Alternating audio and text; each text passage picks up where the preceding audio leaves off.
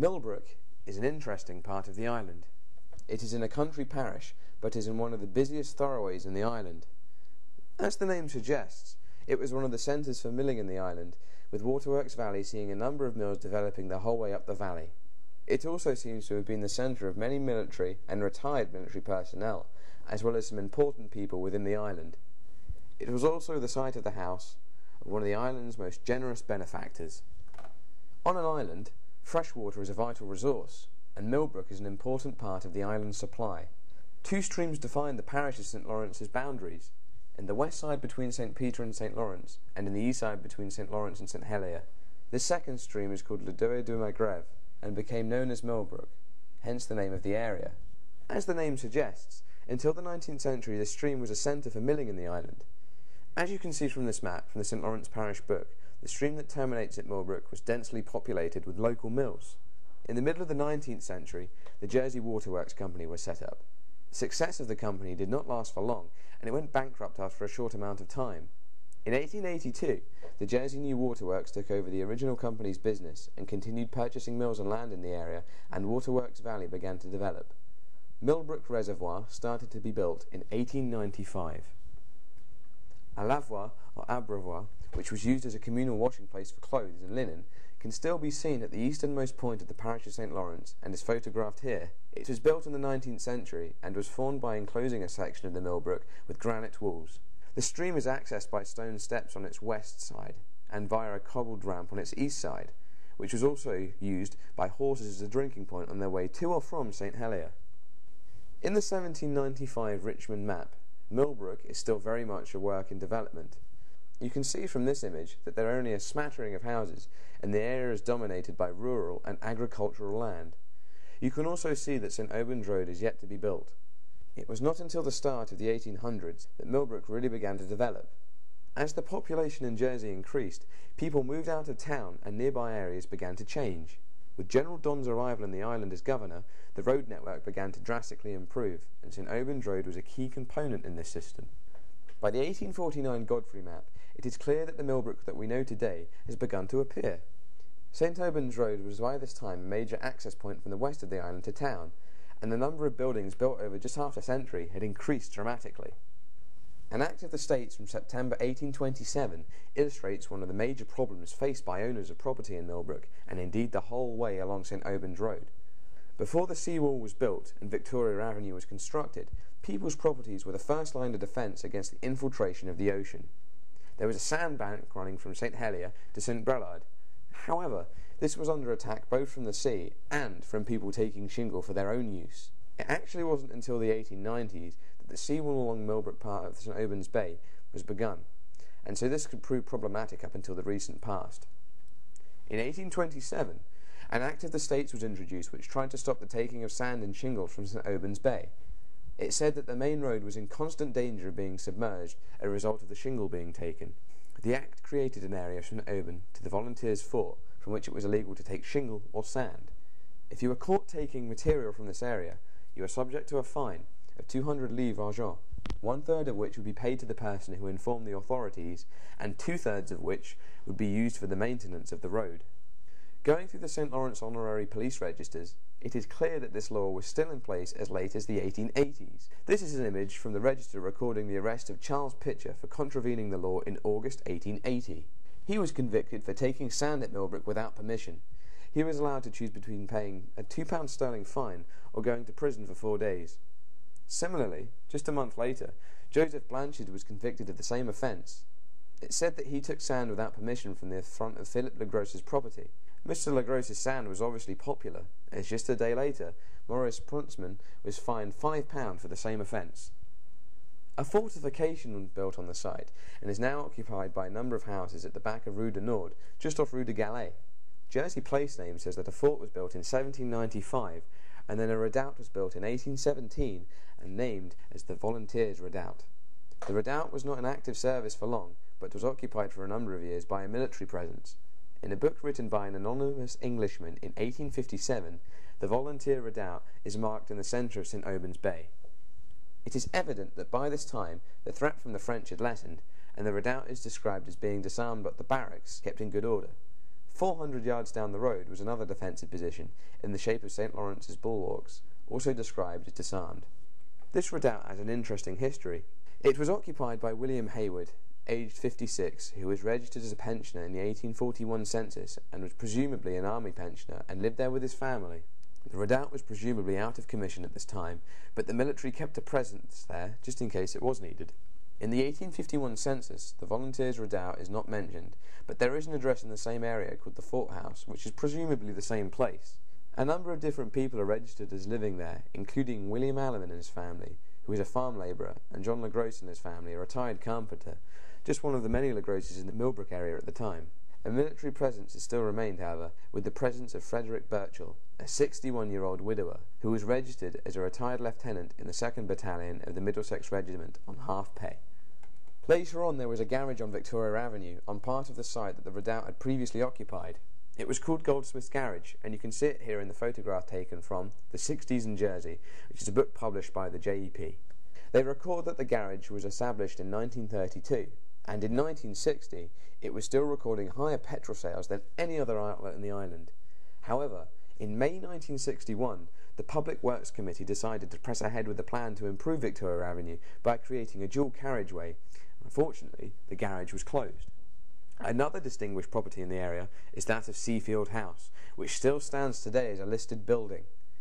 In its planning listing designation, it is described as one of the earliest and most ambitious examples of Regency architecture in Jersey. It is situated opposite the entrance to Waterworks Valley. It was originally built in approximately 1808 to 1809 for Francois Gifford. A vivid portrait of Gifford was provided by the Baron de Frenilly, who described him as the leading banker, merchant and smuggler of Jersey, gallant Presbyterian, pious, loyal, austere, sober. He has a very pretty house, with an elegance that is completely English. The property was eventually sold from Gifford to Michael LaGrosse, who acquired it in 1821 before passing it to his son Jean, and then his grandson Gervais. Gervais LaGrosse was a leading island figure in the 19th century, becoming an advocate in 1853 before holding the office of Greffe, Vicomte and Jurat. In 1869 he bought the Fife de Meliches and became a seigneur. It was Gervais that gave the land that St Andrew's Park was built upon.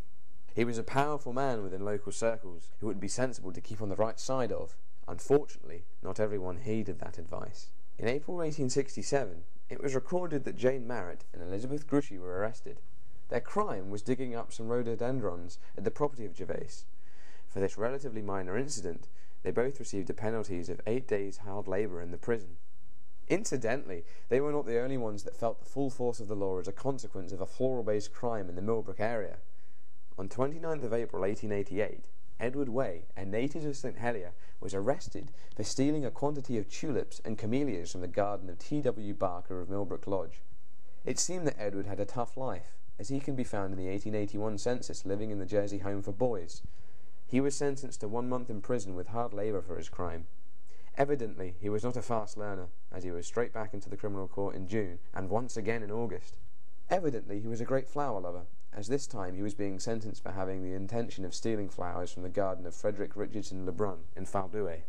It was relatively common for properties in the island to be let for short term to overseas visitors. In 1887, it was reported in the local press that Princess Stephanie of Austria was staying at the Seafield House. She was the wife of Archduke Rudolph, the Crown Prince of Austria. While she was in the island, she used the title of Countess of Lachroma, which was the name of an island off the coast of Yugoslavia, which belonged to the royal family, and which she especially loved. The house was later sold from the Gross family to Maxwell Blackler Douglas in 1922. His widow lived in the house during the occupation until it was requisitioned by the Germans in 1943. It was used as a Soldatenheim for the rest of the occupation. Evidently, Chandos was quite an attractive property, as a number of notable persons occupied the building in successive censuses. In 1861, the property was rented by the wonderfully monikered Pringle Shortreed, a lieutenant colonel for the East India Company Service, and his family and servants. 10 years later, the property was occupied by William Massey, a fundholder from England who lived with his wife and 2 servants. In 1871, Jean Carrel, the owner of the property, sold it to Thomas Renouf, who moved in. He was registered as living there in the 1881 census and was listed as a 61-year-old Newfoundland merchant. However, a further 10 years down the line, Raymond Lacordier is living in the house, a hay and straw merchant. To complete the cycle, by 1911, Edward Hubert, a retired farmer, and his wife living in the property, making 6 different residents in 6 different censuses. It is evident that Millbrook was quite an attractive place for people to live at this time, and there were some grand residences available to buy and to rent. Millbrook is home to one of the most distinctive churches on the island. In February 1840, Francois Join, Dean of the island of Jersey, George Dahome, rector of St. Lawrence, and Philip Fallil, rector of St. Peter, bought a piece of land from William George Legale for the sum of £62, 8 shillings and 6 pence. Their intention was to build a church on the land in order to cater for the increasing population in the area. The church became known as St. Matthew's Church. By October 1842, Join, Fallil and Reverend Thomas Orange were insuring the newly erected chapel of St. Matthew for the sum of £800. It wasn't until the 1930s, however, that St. Matthew's Church gained a new lease of life. Florence Rowe was born in St. Helier in 1863. In 1885, she met Jessie Boot, founder of Boots the Chemist, who was convalescing in the island after illness. They married in 1886, and having returned to full health, and returned to Nottingham to continue the business. Later in life, they moved back to the island and moved into Villa Millbrook, now called Millbrook Manor, in Rue de Haute. They were also great philanthropists, and in 1928 created FB Fields at Greve Desert in order to improve the health of children in the island. They also paid for the complete rebuilding of Lamotte Street School, as well as for the creation of 3 estates of houses for rental at low prices for working-class families. In 1931, the long-ill Jessie Boot finally passed away. His wife decided to pay tribute to him by offering to completely refurbish St. Matthew's Church. To complete this work, she turned to the renowned French glassworker René Lalique, who was a neighbour of hers in her property in southern France. He, together with the well-known and highly regarded architect A.B. Grayson, who was responsible for such notable local properties as La Lumiere, West Park Pavilion and the States Chamber, set about transforming the face of the chapel. The pair set about remodelling both the interior and the exterior of the building, creating in the process one of the most interesting and significant buildings of the 20th century in Jersey. The interior of the church is unique and is the sort of great interest for visitors of the island. Its glasswork has become internationally famous, and it contains what is thought to be the only glass font in an Anglican church. She contributed another extraordinary act of philanthropy in the area with the gift to the island of the land next door to the church in order to create the Coronation Gardens. In this letter, offering the land to the public, written to the bailiff Alexander Coutanche in 1937, she writes as follows: "I would like to offer the garden that I have made at Millbrook as a coronation gift to Jersey. I know you want beauty spots to be preserved for all time, for the present and future generations, and it is on consideration that it is kept as an open space forever that I offer it as a resting place for older people and a recreation place for the young ones, not for bicyclists or games, but simply for rest and refreshment with music only." She had paid £20,000 in total to flatten and redesign the gardens. The land was offered in 1937 and was finally gifted to the States of Jersey in 1953, and a further £7,500 was given for its upkeep. As you can see from these plans, from 1953 the park has not changed a great deal in layout from its inception. In the late 1800s there was also a school that was attached to the church. The first mention of St. Matthew's Mixed School within the almanacs is from the year 1888. The Jersey Archive holds a headmaster's logbook starting in May 1894, when the school had been running for a number of years. The headmaster of the school within the almanac, as well as the logbook, was a man named Charles de Saint-Père.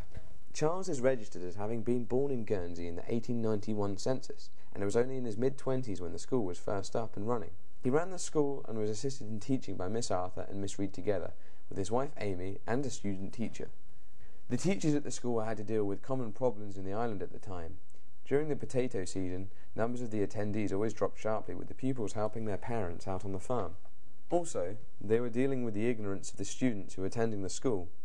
The school inspector's report for 1896 records that the teachers were fighting a losing battle. The teachers are painstaking, but the state of elementary instruction is but fair. The lower standards are backward, chiefly because the children are very ignorant on admission. Although there is no infant school between St. Helier and St. Brelard's, the number of infants here is under 20, and these know nothing. There was a similar story the following year. The report puts it rather bluntly in these terms: "The school suffers from an utter lack of efficient infant schools in a populous neighbourhood, and from the disgracefully irregular attendance of the younger children who attend worthless private schools, if any, and come to this school absolutely ignorant at an advanced age." You can sense the frustration felt by the headmaster as he records entries to the school in August 1894. Admitted Florrie Woolley, standard I who has never been to any school and knows nothing. A few days later he records, admitted John Simon, who cannot speak one word of English, and also 3 Cornics, who speak only French. In 1900, Charles de St. Père left to take charge of the new parish school in St. Martin's, and his position was filled by Edward Carter. At that point, the number of the students to the school had steadily increased, and there were over 160 pupils attending the school. Entries in the school logbook paint a picture of the conditions that scholars faced in the school. In November 1901, Edward Carter records that, we want a stove badly. There is only one fireplace, and the scholars at the other end of the school are too cold, whilst those at the fire end are too hot. The managers are considering the matter. They did, however, receive the extra stove the following month. He also records a highly unusual reason for sending the children home in early June 1902. He writes that, the smell of manure in a field adjoining the school is so bad that I have been obliged to send the children home. This can be seen as an indication that farming was still the predominant industry at the turn of the 20th century, and that there was accompanying problems caused by this.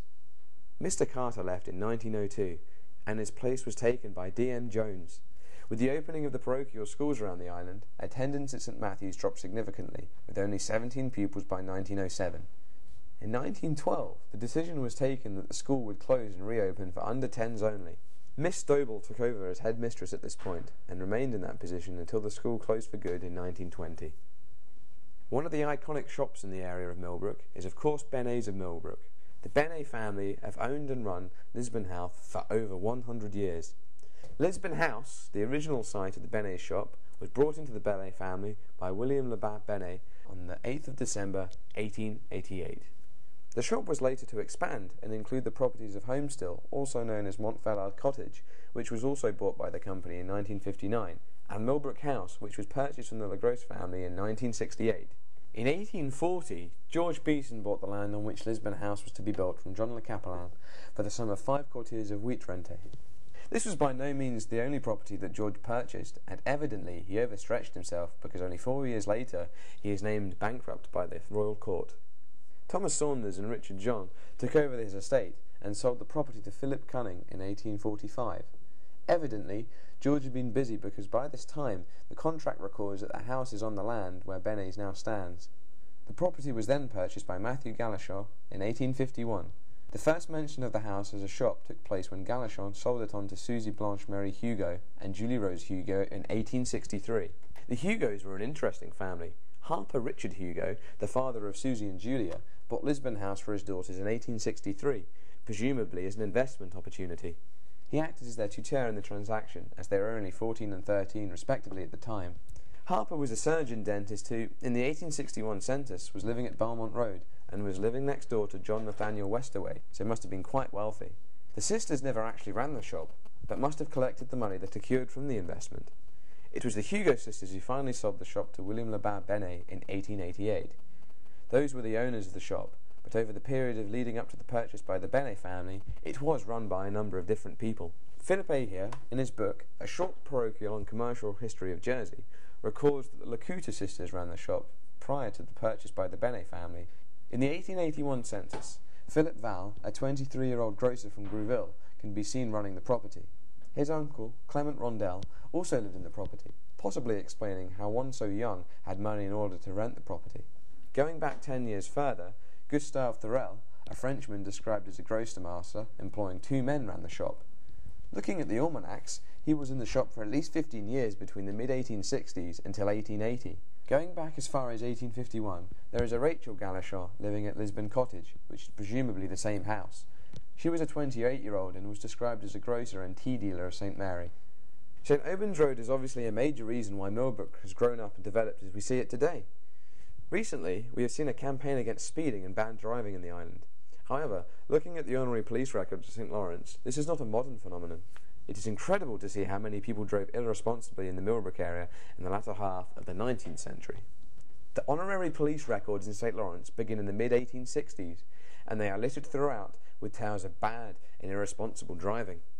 On the 7th of June 1869, James Mishinton was driving imprudently along St. Albans Road and went through a gap near the Delavoir or slip at Millbrook, causing Miss Lee to fall. He was reprimanded for his actions by the judge in his case. Drink driving is also not a modern phenomenon. On Christmas Eve in 1879, Elias Kenno had obviously been out celebrating rather too wildly. He was driving a carriage with 2 horses whilst drunk, and was stopped by the honorary police whilst driving erratically through Millbrook. He resisted violently, but was arrested as a consequence of his actions. A more recent accident took place on Mount Fallard in 1931. A bus war had broken out early in the 1930s, with rival companies trying to outdo each other by cutting fares and racing each other to stops. This, however, led to a tragedy on June 27th. On that day, a JMT bus was driving down the lower part of the hill, and the driver lost control of the vehicle. It turned over and careened across the road, ending up crashed against Benet's. At least 3 passengers were killed, and many were injured.